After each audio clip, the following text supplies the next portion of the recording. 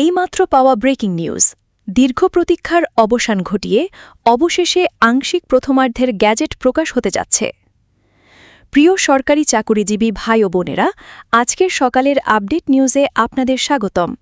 যারা আমাদের চ্যানেলে নতুন তারা এখনই চ্যানেলটি সাবস্ক্রাইব করুন। আর হ্যাঁ, অবশ্যই কমেন্ট করে জানাবেন আপনারা কে কোন জেলা থেকে আমাদের ভিডিওটি দেখছেন। তবে চলুন কথা না বাড়িয়ে আজকের সর্বশেষ সংবাদটি জেনে নিন। অবসর সুবিধা ১০০% সহ শতভাগ বেসিক বৃদ্ধির চূড়ান্ত সিদ্ধান্ত আজ সচিবালয়ে এক বিশেষ মিটিংয়ে নির্ধারণ বা ফিক্সেশন ঘোষণা করা হয়েছে। দীর্ঘ ১১ বছর পর ২০১৫ সালের অষ্টম জাতীয় বেতন স্কেল সম্পূর্ণভাবে বাতিল করে দিয়ে ২০২৬ সালের নবগঠিত নবম জাতীয় বেতন স্কেল কার্যকর করার এক যুগান্তকারী পদক্ষেপ নেওয়া হল আজকের এই সচিবালয় মিটিংয়ে। প্রধানমন্ত্রী তারেক রহমান স্বয়ং উপস্থিত থেকে এই বিষয়ে বিভিন্ন গুরুত্বপূর্ণ দিক নির্দেশনা প্রকাশ করেছেন এবং সার্বিক পরিস্থিতির একটি সুস্পষ্ট রূপরেখা দেশবাসীর সামনে তুলে ধরেছেন। একই সঙ্গে প্রজাতন্ত্রের কর্মচারীদের সর্বনিম্ন বেসিক বা মূল বেতন দ্বিগুণ করার লক্ষ্যে আজই গ্যাজেট প্রকাশের চূড়ান্ত সিদ্ধান্ত নেওয়া হয়। বৈঠকে প্রধানমন্ত্রী তারেক রহমান তার বক্তব্যে অত্যন্ত স্পষ্টভাবে জানিয়েছেন যে দেশের সার্বিক অর্থনৈতিক পরিস্থিতি এবং কর্মচারীদের জীবনযাত্রার মান বিবেচনা করে সরকার এই যুগান্তকারী সিদ্ধান্ত গ্রহণ করেছে। তিনি বলেন, প্রাথমিক পর্যায়ে আমরা ৬০% হারে বেসিক বৃদ্ধির একটি খসড়া সিদ্ধান্তে উপনীত হয়েছিলাম, কিন্তু পরবর্তীতে সরকারি কর্মচারীদের যৌক্তিক দাবির পরিপ্রেক্ষিতে এবং বর্তমান বাজার পরিস্থিতির ভয়াবহতা উপলব্ধি করে শেষ পর্যন্ত শতভাগ হারে বেসিক নির্ধারণ করার চূড়ান্ত ঘোষণা দেওয়া হয়েছে। তিনি আরও যোগ করেন যে যদিও এই বাস্তবায়ন কর্মচারীদের সামগ্রিক অর্থনৈতিক গতি ফেরাতে এবং তাদের শতভাগ সন্তুষ্টি অর্জনে হয়তো পুরোপুরি যথেষ্ট নয়, তবে বর্তমান বৈশ্বিক অর্থনৈতিক মন্দা এবং দেশের অভ্যন্তরীণ অর্থনৈতিক অবস্থা বিবেচনায় রেখে এই মুহূর্তে শতভাগ নির্ধারণ করাই সর্বোত্তম এবং সর্বাধিক বাস্তবসম্মত সিদ্ধান্ত বলে সরকার মনে করে।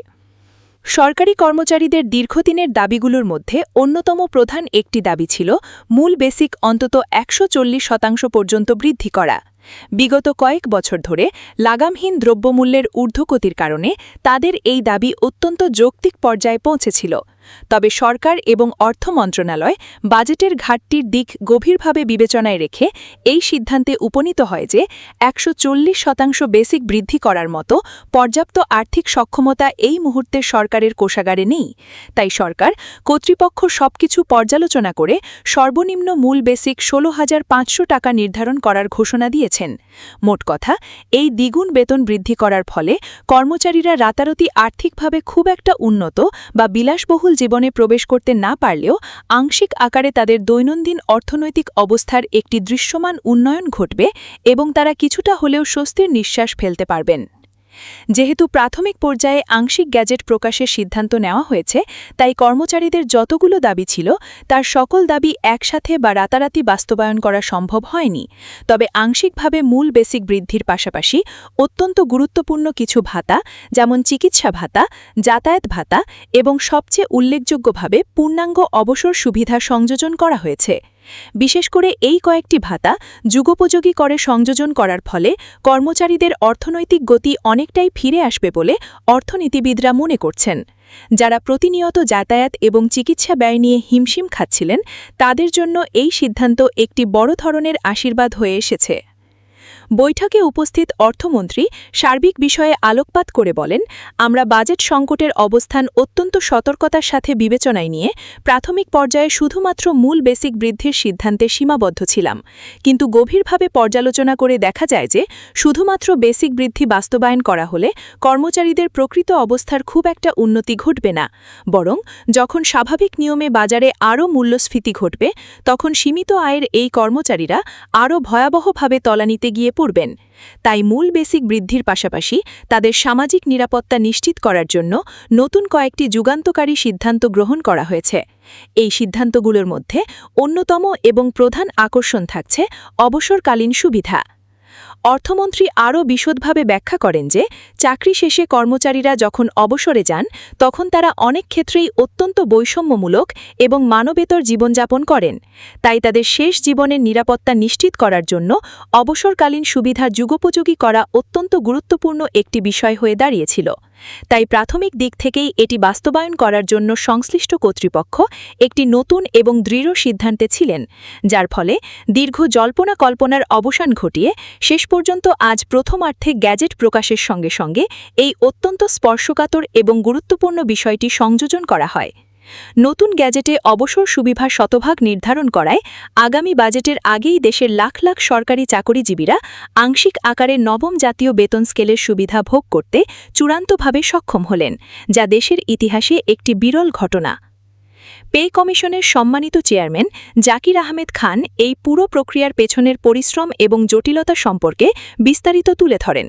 তিনি বলেন, একটি দেশের পুরো বেতন কাঠামো পরিবর্তন এবং বেতন বৃদ্ধির বিষয়টি অত্যন্ত জটিল এবং সময় সাপেক্ষ একটি প্রক্রিয়া ছিল।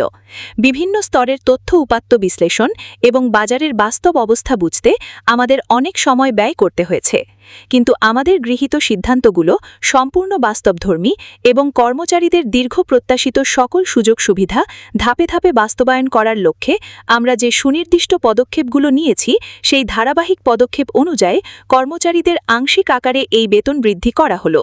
তিনি দৃঢ় আশাবাদ ব্যক্ত করেন যে এই বর্ধিত বেতন দিয়ে আগামী সংশোধিত বাজেট প্রকাশ হওয়া পর্যন্ত সরকারি চাকুরিজীবীরা অন্ততপক্ষে স্বাচ্ছন্দ্য এবং সম্মানজনকভাবে তাদের জীবনযাপন করতে পারবেন। আজকের এই গুরুত্বপূর্ণ বৈঠকে পর্যালোচনা কমিটি ও প্রধানমন্ত্রী তারেক রহমানের কাছে দ্বিতীয় ধাপের পূর্ণাঙ্গ রিপোর্ট প্রকাশের সিদ্ধান্তের কথাও অত্যন্ত গুরুত্বের সাথে প্রকাশ পেয়েছে। পর্যালোচনা কমিটির শীর্ষ কর্মকর্তারা গণমাধ্যমকে জানান যে ইতিমধ্যে প্রধানমন্ত্রী তারেক রহমানের সঙ্গে আমাদের অভ্যন্তরীণ একটি রুদ্ধদ্বার বৈঠক অনুষ্ঠিত হয়েছে। এই অত্যন্ত ফলপ্রসূ বৈঠকে তিনি একই ধারে দ্বিতীয় ধাপের গ্যাজেট আগামী 2026 সালের ডিসেম্বর মাসে সংশোধিত বাজেটে চূড়ান্তভাবে সংশোধন এবং প্রকাশের যুগান্তকারী সিদ্ধান্ত গ্রহণ করেছেন। তার এই বিচক্ষণ সিদ্ধান্ত মোতাবেক সরকারি চাকরিজীবীদের জন্য পর্যায়ক্রমে 2 ধাপে বেতন বৃদ্ধি করার প্রক্রিয়া চলমান থাকছে। তাই আগামী ডিসেম্বরের মধ্যে সকল আনুষঙ্গিক ধাপ সম্পূর্ণ করার বিষয়ে সকলের ঐক্যমত্যের মতামত আসে। অর্থমন্ত্রী এই বিষয়ে আরও পরিষ্কার করে বলেন, বর্তমানের এই আংশিক বাজেট দিয়ে কোনোভাবেই পূর্ণাঙ্গ বেতন বৃদ্ধি বা সকল দাবি দাওয়া পূরণ করা সম্ভব নয়, যার ফলে আমরা অত্যন্ত যৌক্তিক কারণে এই 2 ধাপের সিদ্ধান্তকে সাধুবাদ ও সমর্থন জানিয়েছি। একই সঙ্গে কর্মচারীদের দ্বিতীয় ধাপে আর কোন কোন বিষয়ে সংযোজন করা হবে বা কোন কোন সুবিধা বৃদ্ধি করা হবে সেই বিষয়গুলো নিয়ে চূড়ান্ত একটি দিক নির্দেশনামূলক বৈঠকের অনুমোদন আজ পাশ হয়েছে। বিশেষ করে দ্বিতীয় ধাপে সরকারি কর্মচারীদের সবচেয়ে কাঙ্ক্ষিত সিলেকশন গ্রেড এবং টাইম স্কেল প্রথা পুনরায় চালু করার জন্য জোরালো সুপারিশ করা হবে বলে জানা গেছে। একই সঙ্গে যারা নিম্ন গ্রেডের কর্মচারী থাকবেন তাদের জীবনযাত্রার মানের দিক বিশেষভাবে বিবেচনায় রেখে বিদ্যমান গ্রেড সংখ্যা পরিবর্তন বা কমানোর বিষয়েও সুপারিশ করা হয়েছে। যেহেতু প্রথমার্ধে গ্যাজেটে গ্রেড সংখ্যা সম্পূর্ণ অপরিবর্তিত রেখেই শুধুমাত্র আংশিক বেতন ও ভাতা বৃদ্ধির সিদ্ধান্ত নেওয়া হয়েছে এবং এর প্রতি সকল পক্ষের সমর্থন জানানো হয়েছে, তাই প্রথম ধাপ আজ থেকেই কার্যকর করার চূড়ান্ত পদক্ষেপ নেওয়া হয়েছে, যার ফলে সকল দাপ্তরিক কাজ শেষে আজ সন্ধ্যার মধ্যেই এই বহুল কাঙ্ক্ষিত গ্যাজেট প্রকাশের আনুষ্ঠানিক অনুমোদন দিয়েছেন প্রধানমন্ত্রী তারেক রহমান।